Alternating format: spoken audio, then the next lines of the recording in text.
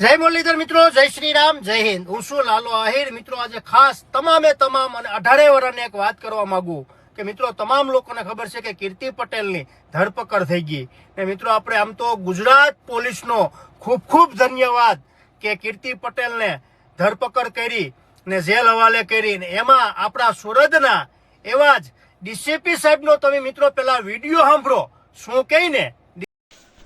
તો હેલો મિત્રો, કેમ છો?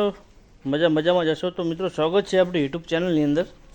તો મિત્રો આજે આપણે વાત કરવાના છે કીર્તિબેન પટેલ, લાલભાઈ આહિર વિશે. તો મિત્રો સુરતથી એફઆઈઆર દર્જ થયેલી હતી કીર્તિ પટેલ ઉપર. એટલે કીર્તિ પટેલને એરેસ્ટ કરવામાં આવેલા હતા અમદાવાદથી. તો મિત્રો લાલભાઈ આહિર શું બોલે છે એ વિડીયોની અંદર તમે બતાવવાના છીએ. તો મિત્રો આશા કરું છું મારી ચેનલની અંદર નવો હોય તો મારી ચેનલ મિત્રો સબસ્ક્રાઈબર કરી દેજો અને શેર કરવાનું ભૂલતા નહીં.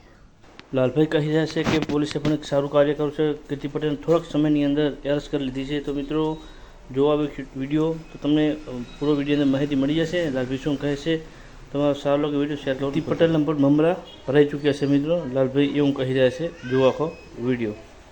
ગુજરાત પોલીસ બહુ એક્ટિવ છે, બહુ સારું કામ કરે. આમ બધા કહેતા ને કે મુંબઈ પોલીસ, અમારી દિલ્હી પોલીસ, એમાં જ આપણે અત્યારે મિત્રો હાલમાં ગુજરાત પોલીસનો ખૂબ ખૂબ ધન્યવાદ. તાત્કાલિક કીર્તિ પટેલના સબક શીખાવી ને ધરપકડ કરી. 2 કરોડની ખંડણી માંગી હતી કીર્તિ પટેલે. ને મિત્રો એવા તો ઘણા લોકો મેળેથી પૈસાનો તોડ કરી લીધો હશે કીર્તિ પટેલે.